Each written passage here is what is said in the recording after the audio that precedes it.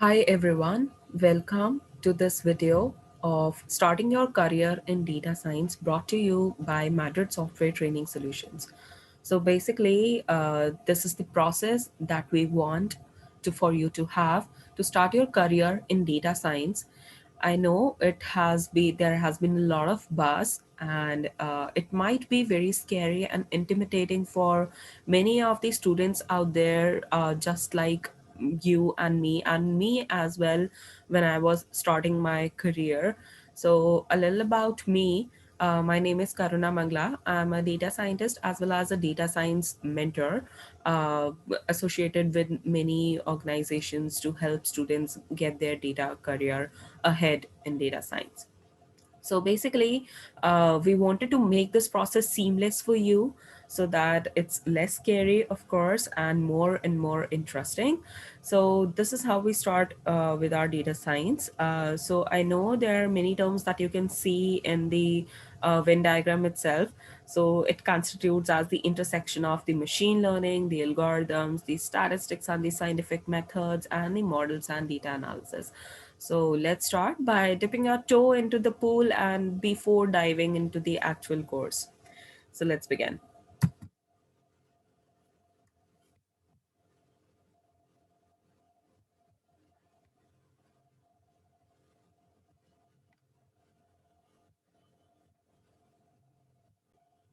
So this is going to be the agenda that we're going to follow here, starting with what is data science, its need, why is it being so popular, the applications to it, components to it, and the process. Coming along with the first set to it, it is what is data science. So as it is written, data science is the study of data. Every word that has science along with it means that it has a research along with it, research involved in it basically. So it involves developing methods of recording, storing, analyzing data to effectively extract useful information. So basically it is nothing but we have a lot of data and we apply the science to it, apply the research and the methods to it, different methodologies to get relevant information. Information is nothing but relevant data that we want, and then we present it to however we want. So basically, if I say in very layman language, if I want to develop this scenario, is if somebody is giving a speech or addressing you, you only take up the parts that you want to. Uh, for example, if I go into a green grocery store, I would only pick the vegetables that looks cleaner to me or that looks good to me basically. So there is a pool or there is a lot of vegetable, there is a whole bundle to it, but I'd only pick what I want, what seems relevant to me. That is what we are trying to do with the data as well. So basically the picture of data is very vast and might be vague sometimes as well. Let's see. So yeah, the need of data science as the technology there has been a revolution in technology. So basically, when I still remember that my father used to have a floppy disk to store the data. It was somewhere in bytes or kilobytes, the data storage that it had, right? And then came on the pen drives. The best pen drive that we had was around of 512 MB while I was growing up. So because that was the only amount of that data that was available, and now every single click on the internet or on any website for that matter gets stored in form of data in our life so that we can retrieve it or we can use it to some format. So basically, there was a buzz around, I suppose, a decade or two ago, how to store the data. So the Hadoop and big data and the cloud storage became a crucial part of it. So now we are very much set in that field. We know how to store our data. It's already there in the clouds and it's there and it's safe. But what to do with that terabyte, petabytes, or even zettabytes of data? We do not know what to do with that. It's equal to storing raddi at your house, basically, if you do not know what to do with that data. So basically what we want to do is reducing the human effort and using consuming all of that data up that we have stored until now to make decisions for ourselves. So basically there is a data flow. The flow of data is abundance, as I told you. And the it is most there can be unstructured data as well. So basically data is categorized into two forms: structured and unstructured data. As I know that you might many people of you might have heard about this. So unstructured data is nothing but the data that you cannot store in form of tables. So basically if I have student or a employee record, I can store it in tables, like what is the name of the student, what are their marks, and so on, right? But how would you store an image? How would you store a text? Or for that matter, how would you store my voice into a tabular format? This can't be done. So basically that we categorize into unstructured data and then we process upon it. So basically these are the, and then we store the data.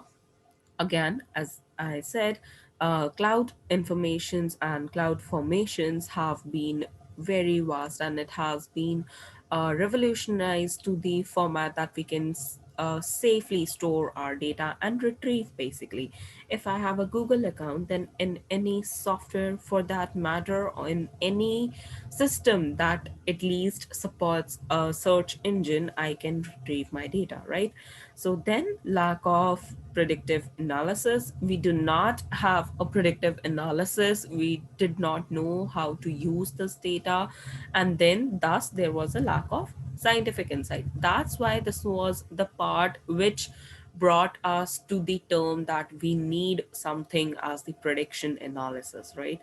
So that's why with this amount of data, with extracting information to this data, we are able to make decisions for a simple, for a very small organization. If I say the if I am able to predict how the weather is going to be, just imagine the amount of or the number of farmers I'm going to help with that. How, when is it gonna rain? When is it likely to rain? How is it gonna be the temperature or the weather for the next year or so when they are about to grow their crops? So that is the power of data that we are talking about with data science. And then there are basically various ways in how on you can apply data science.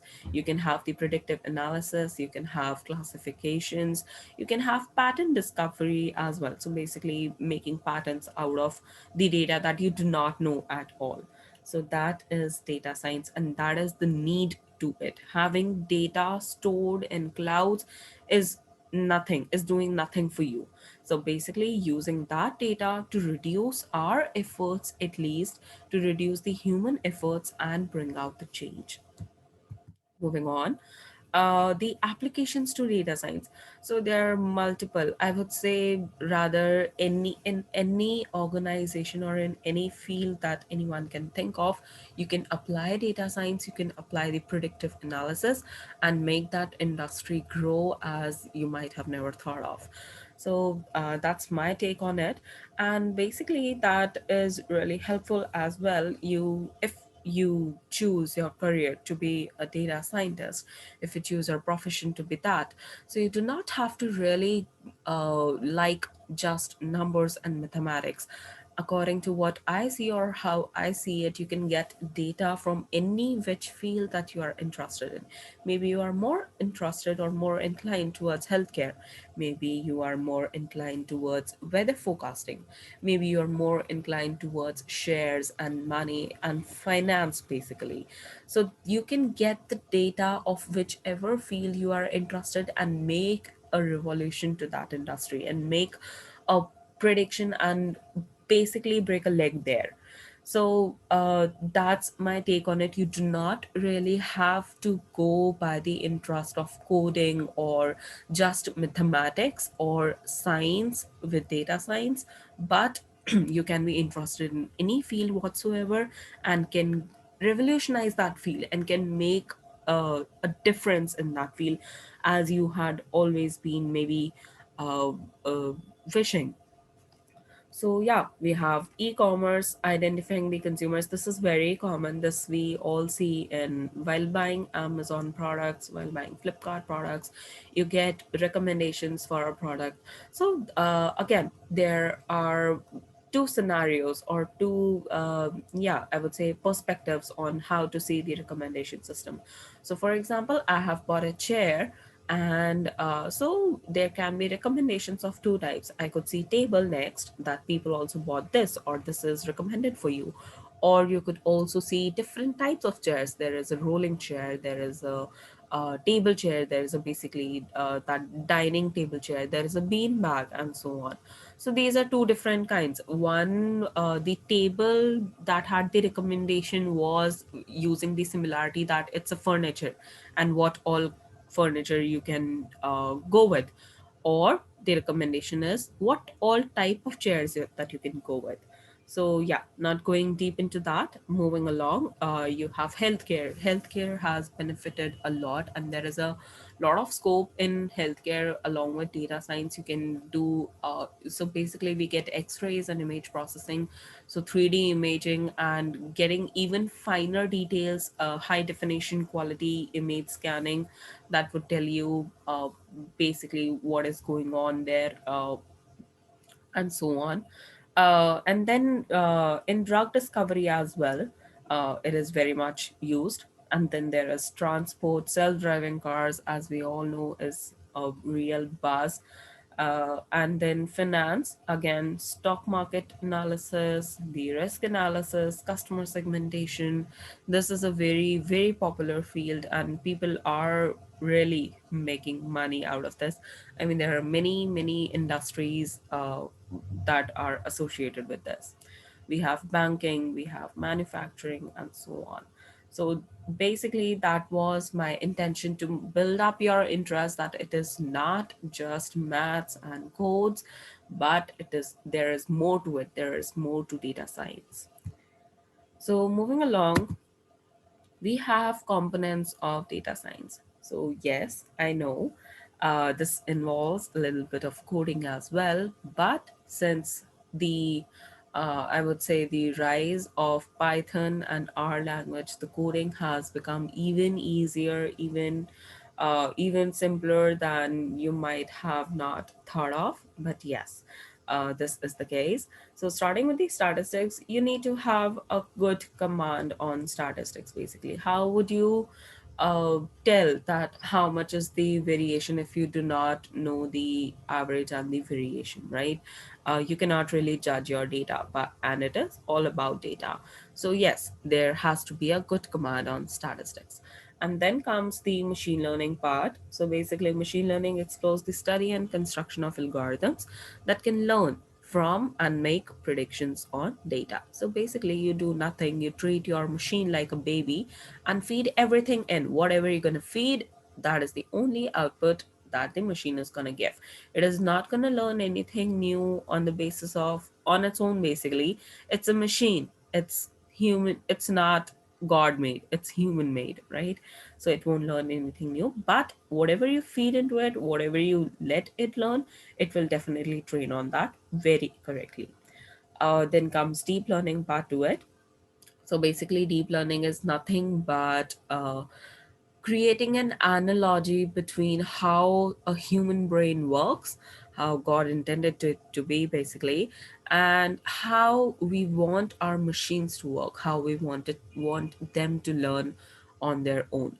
So basically, if I want to okay, so there has been a series of events and series of learnings that you have been getting before coming to this stage or to this age to make a few of your decisions, right?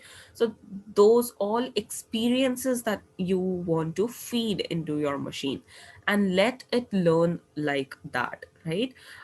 So one day if I'll show a picture or basically an apple to a kid, and then the next day if I show a pear, and then the next third day if I show a golden apple and ask, can you recognize it? So there might be a chance that the kid is going to recognize it. There is a chance he or she may not recognize it. So because I'm saying there is a possibility that he or she might recognize it, because uh, the shape of the apple, the golden apple, and the apple remains the same. But again, what I'm saying, that he or she may not recognize it on the basis of the color. The golden apple has the goldenish yellow color to it, and the normal apple had red color, and the pear that I shown was very inconsistent with the golden or the yellowish color, right? So that, I think it was more relatable this way. So yeah, you have to think how a baby learns and how you want to feed a baby, and then you have to move ahead with that. And after you are done with your sciences and the applications of models and methods, you come to the part of visualization. So basically, you want to, if you have developed something, or if you have created something, you want people to you want to show people, right, to get some output out of it, so that it can be used wherever it's necessary. So that's why you want them to learn, or to be able to grasp your knowledge as easily as possible, not in very technical terms. You just going to remember that the person is not technically sound as you are, as much as you are. So getting ahead with that idea in your brain, I suppose any presentation or any visualization becomes very easy. So yeah, moving ahead, we have data science key elements. So starting with the data mining, basically the processing on the data, and then comes the data analysis, and then comes the data science. Very simple. It's all that we have been talking upon up till now. And this is the data science process, being the last slide of our whole tenure. So we have the data and we collect it, then we wrangle on it, basically processing and cleaning and so on. And that is the formatted data, and mining and analyzing on it. So basically getting trends out of it and getting the insight. So this is the whole data science process. And yeah, just another insight to it. The most, or the time taking part, I would say, or the most energy consuming part, the part that takes up most of the efforts, is the data wrangling part. The part where you clear your data so that you can feed it. So just think like, when it's a kid, when it's a baby, basically you cannot feed even a banana to the baby. You have to peel the banana, you have to clean, if there are some spots to it. Then you basically then mothers mash the banana and then feed the baby. So that is a lot of processing, or a lot of efforts that go into feeding just a banana to a baby, rather than to an adult. So what you do is you just give the adult a banana. They'll peel it and they'll just take a bite and move on, right? So that is not the amount of effort that takes in feeding a baby a banana. So I hope it was much more relatable and much more exciting than whatever you had even heard of, if it was intimidating or scary to you. So yeah, that's it from Madrid Software. And yes, kudos to starting your journey and at least taking the first step towards data science. Welcome to the field. Thank you.